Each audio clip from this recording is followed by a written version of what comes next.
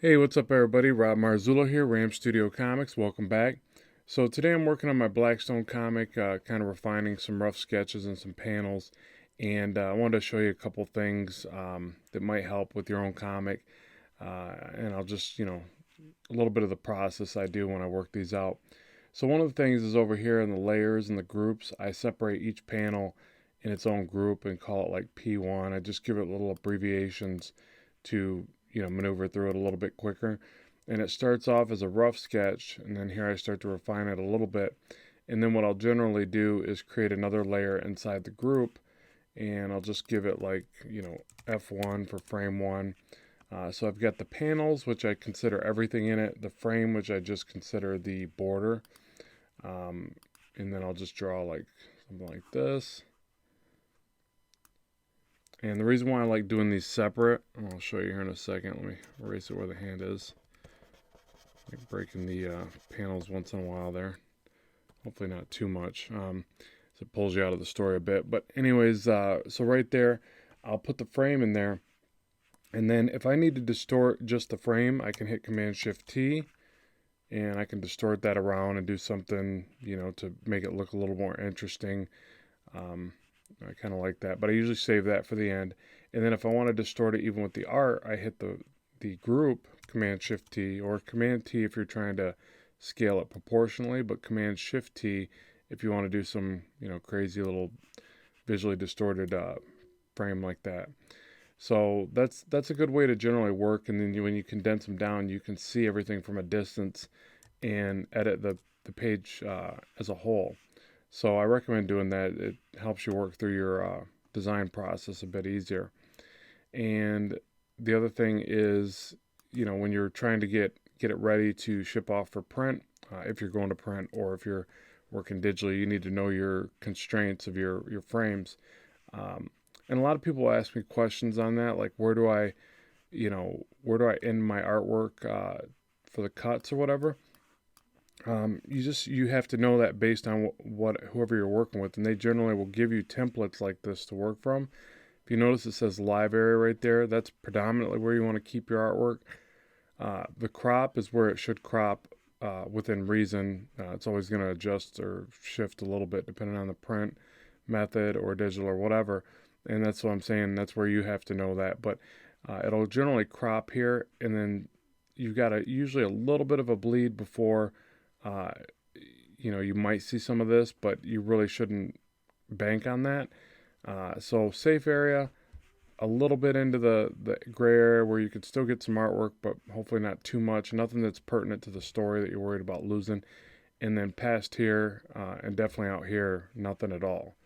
So again, there's a lot of gray area in there because it's going to be dependent on who you're using, and generally they're going to give you templates. Like if I send my comic out to Kablam to get printed, they have a Kablam template that I can lay in behind here and check my work. So you need to really make sure you do that. All right, so that's just one particular thing that I figured I would address because I have got that question a few times. Um, so when I go to get all this ready, I kind of let my panels and things float around a bit because I do separate them and organize them that way. So I can just move them around and go, I want this one to be right in the more in the safe zone, so I want it right here. I want keep in mind that these panels are like beats, like boom, boom, boom, and it's like leading up to this one where he's kind of yelling up at existence, why me, kind of thing, or whatever he's saying. I don't know what he's saying yet. I tell the story visually, and then I go back and I narrate, which is kind of backwards. I guess there's different ways to do it, but back to the beat thing. So these are like beats and tempos that lead up. So when you're trying to intensify a scene, you can do that by the size of the scene. So let's see, this is panel 4. So I can increase the size of this one to really have it take more precedence on the page. So that's another reason why I like separating them like this, because it's easier to figure out that tempo process afterwards, or adjust it, I should say. So just keep that in mind. So if I'm trying to work up to that, I might start with a smaller panel, a little bit bigger panel, a little bit bigger panel, and then an impact panel. And I could even take this panel here, and again, I could just distort maybe the frame. Oh, by the way, Blackstone's abbreviation is BS. Thought that was kind of funny, but probably should have thought that through a little bit better. Oh well. All right, so Command Shift T, and I can adjust this frame and maybe do something like this.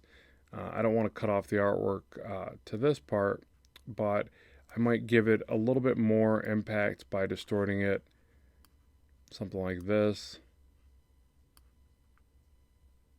You know, I get and also add to the perspective. You know, I'm trying to give the effect that you're looking down at the character more, which that'll make more sense when I fill in the background as well. But hopefully you get that he doesn't really have little legs. But you know, so you might adjust the panel to go with that as well. So, and then this one over here, maybe you don't want to have this weird kind of break in the continuity of the panels. So you could grab this one over here.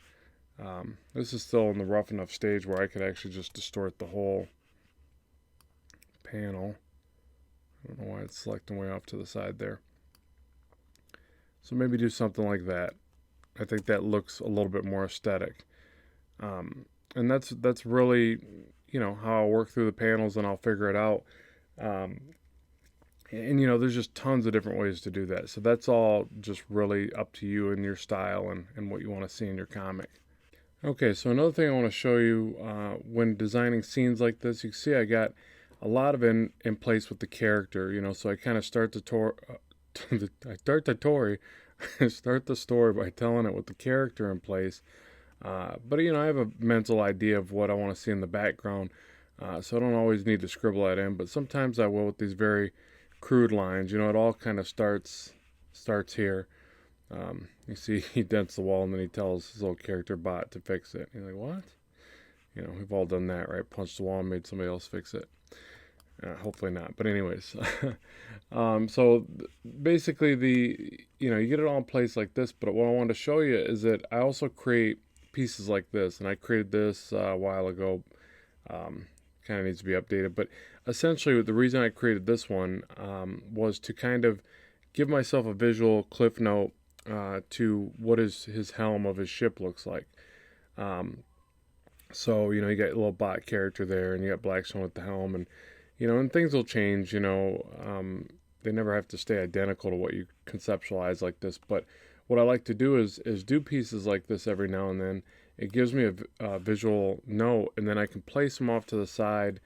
And as I'm working on the book, you know, even though this is a black and white book, which who knows, maybe one day it'll go color. We'll, you know, hopefully, anyways. But I'll use this as a visual mental note or whatever. So when I'm designing, say even this panel down here, at first I'm just roughing it in, and I'm kind of visualizing that he's pointing towards the front of the ship a bit. I would get in here. Let's see. Is that panel 6? 1, 2, 3, 4, 5, 6. Yeah. So actually, I didn't create my last group. I'll create a group right here. Call this P6. And where's the rough? Right there. So you can do something like P6 rough. You know, however, whatever makes sense to you, obviously, when it comes to this stuff. But now what I can do is, as I'm refining this rough sketch, I can even do more in the rough sketch right now. I can set it up, you know, and it actually makes sense. You can drag these windows wherever you want. It might make sense to put it below this, since it's a horizontal shot or a landscape shot. So you can get in there a little bit better as far as proportions and see what you got to see. So that's up to you, but you can drag these windows wherever you want in Manga Studio, which is nice.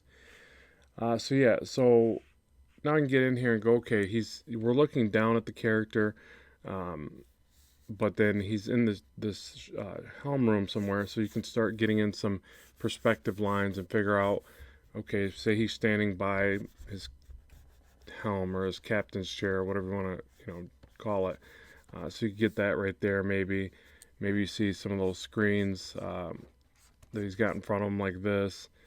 You know, so you just start placing stuff and always start off really scratchy. I think it helps. I talk about that a lot in this channel. I've been doing it more and more.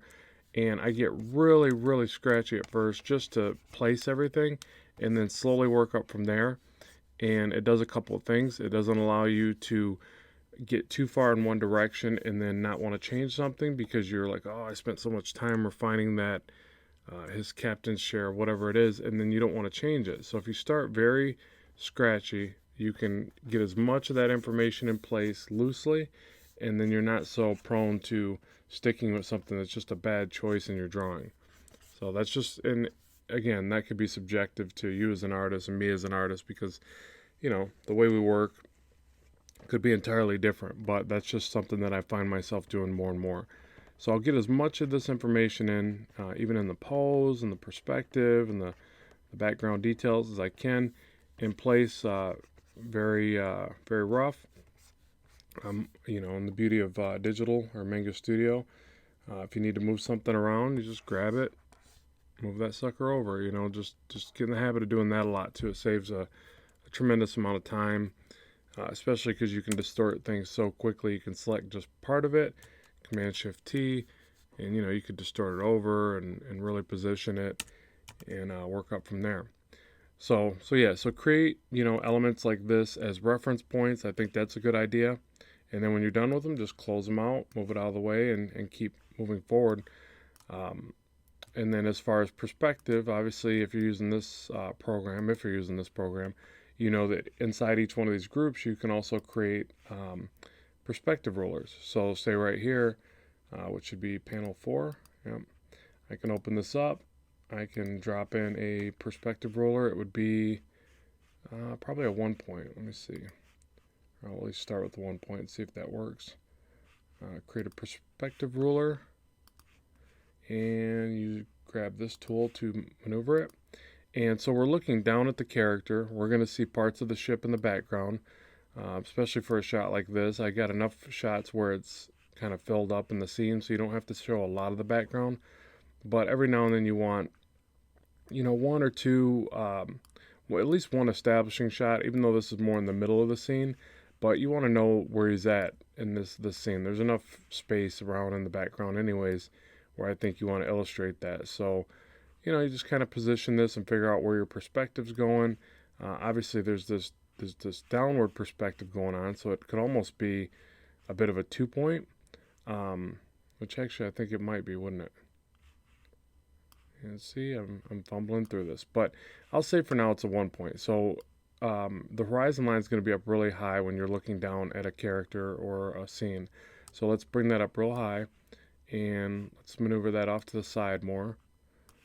And keep in mind that you can move these by grabbing the circular shape, and you can move those farther out, this way, whatever. And then if you grab these little plus signs, you're going to move the vanishing point itself. Same thing with the horizon line. Here, if you wanted a tilted one, if you move those little plus signs, you're going to tilt your horizon line. So I generally will work this way, and then I can shift things around in the scene. The other thing is, I always recommend dragging these perspective rulers right to the corresponding group, like that. And then I always also like adding another layer over top. You don't have to, but it's just the way I work. So I'll call this background sketch, like that.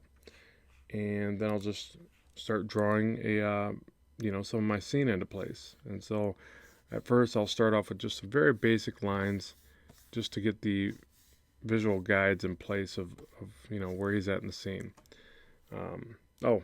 Notice those weren't snapping to the guides. Now there's a couple ways that can happen. You got to make sure the center one's toggled on, snap to ruler, and you also got to make sure that these are purple. Now since both of them are, and it's not snapping to that guide, it must be the pencil that I'm using. So I'll go to this lighter pencil, and that's what it is.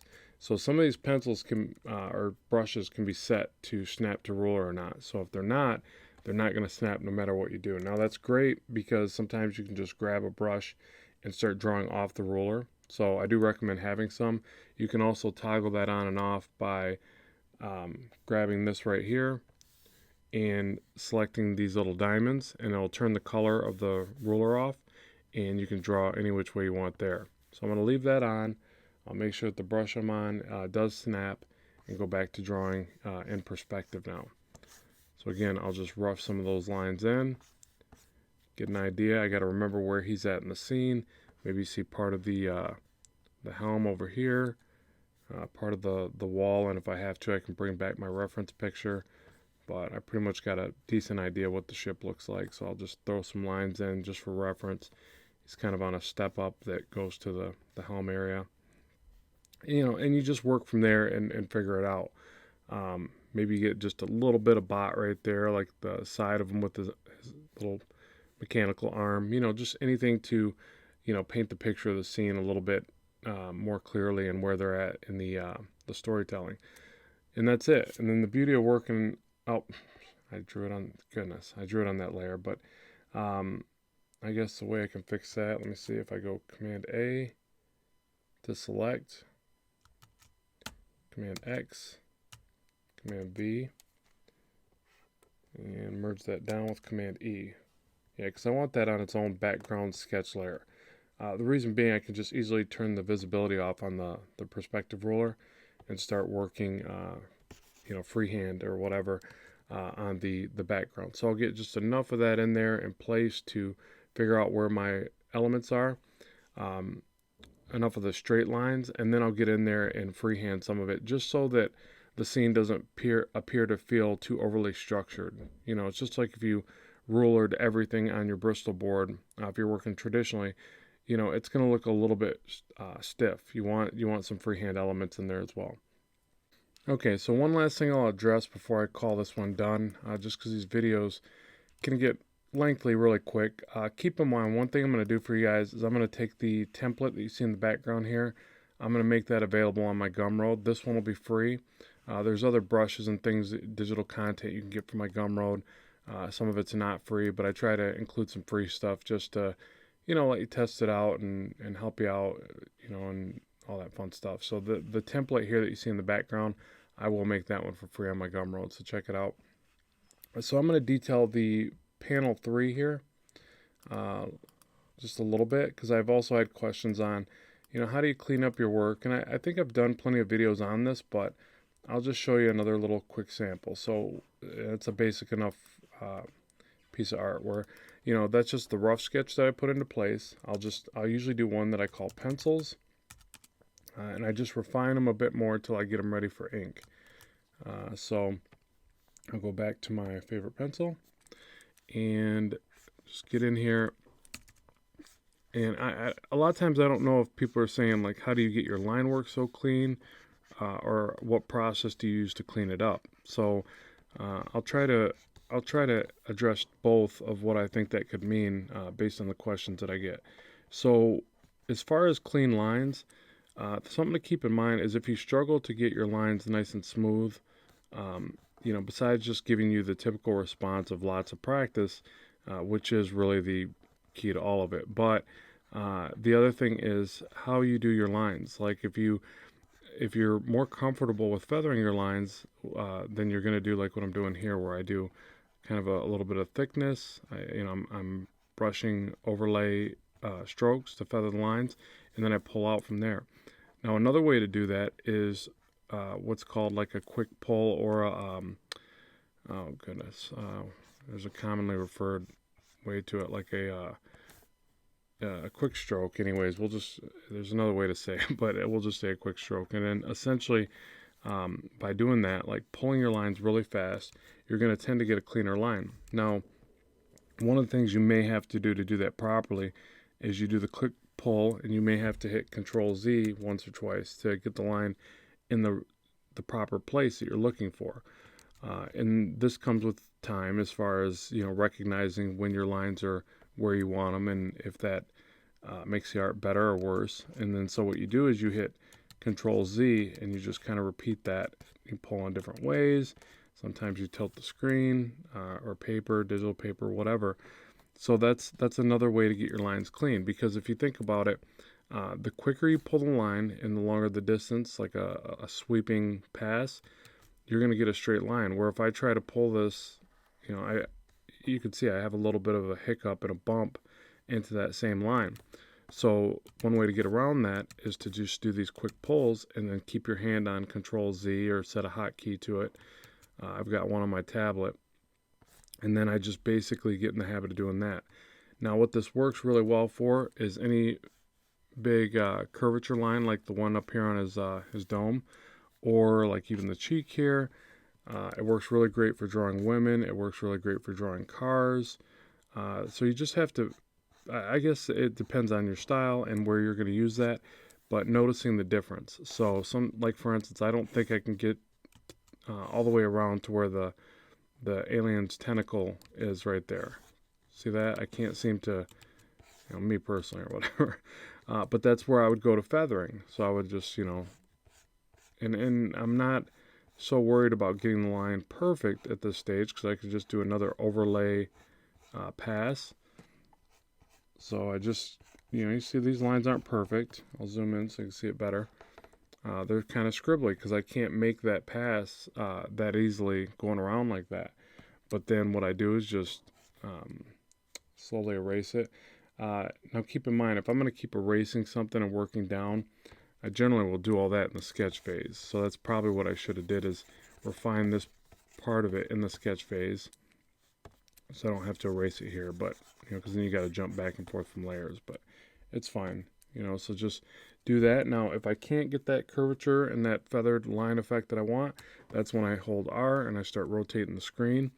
And I've talked about this before, where I can do feathered lines pretty decently in short intervals pulling downwards. So that's something you have to know about your style of your mechanics of your art and what you can do when you draw.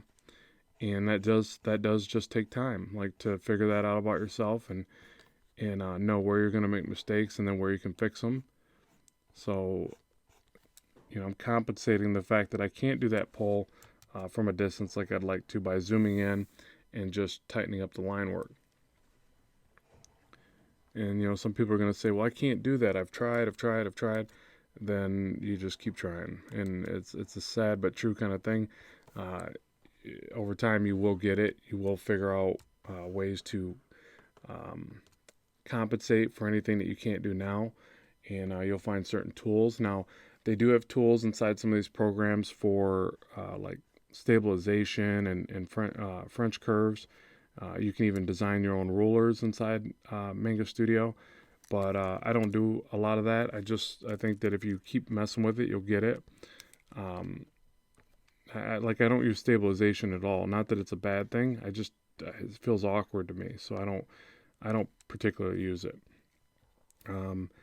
But if that's what you got to do, that's what you got to do. And then the other thing is, remember that your art doesn't have to look clean and precise in every area. In fact, there's a lot to be said for using contrast in that area of your work as well. So make certain areas look clean and pretty and whatever, and then other areas look gritty and grungy and dirty it up a bit, and you'll have an overall better comic experience than everything looking all pristine and clean all the time. Because you can tell a good story with some grit and grime equally as well as you can with stuff being clean. So I think it's contrasting those elements is important. It's like even in Blackstone, that's kind of what this character is. He's like the shiny, mirrory black, impenetrable character. Just this really tough dexterity, and he's got this slimy tentacle creature on his back that's all organic and soft and squishy or whatever. So it's like there's a lot of contrast in the character, and that's also one of the reasons why he has to be careful, because this thing's like now an Achilles on his back. He's got this soft spot that he didn't have before. He was so used to just being able to lunge into battle and do whatever, and now he has to watch his back basically. Anyways, but yeah, that's just off topic. That's more about my comic and my character. So that's how I would clean it up a bit, and I just keep repeating that process as many times as I need until I get it as clean as I like before I go to inks. Maybe I throw in some little motion lines for intensity like I've got up here, but you want to be careful not to do that too much. And yeah, just keep repeating that process till you clean up your work. So that's about it. I'll bring this one to a close. So I appreciate you tuning in and watching. Hopefully this has shown you a couple things about what you could do in your own comic. And if it has, be sure to like and share the videos, and also drop a comment in the description box below. Let me know what you like, what you didn't, what you'd like to see in the future, so I can always improve the channel here. And yeah, keep in mind that you can go to my Gumroad, get a copy of this template. I'll also make sure to upload more templates and more brushes over time, so be sure to follow me on there and you'll get updates to that as well. So thanks very much for tuning in. Keep drawing, keep having fun, and bye for now.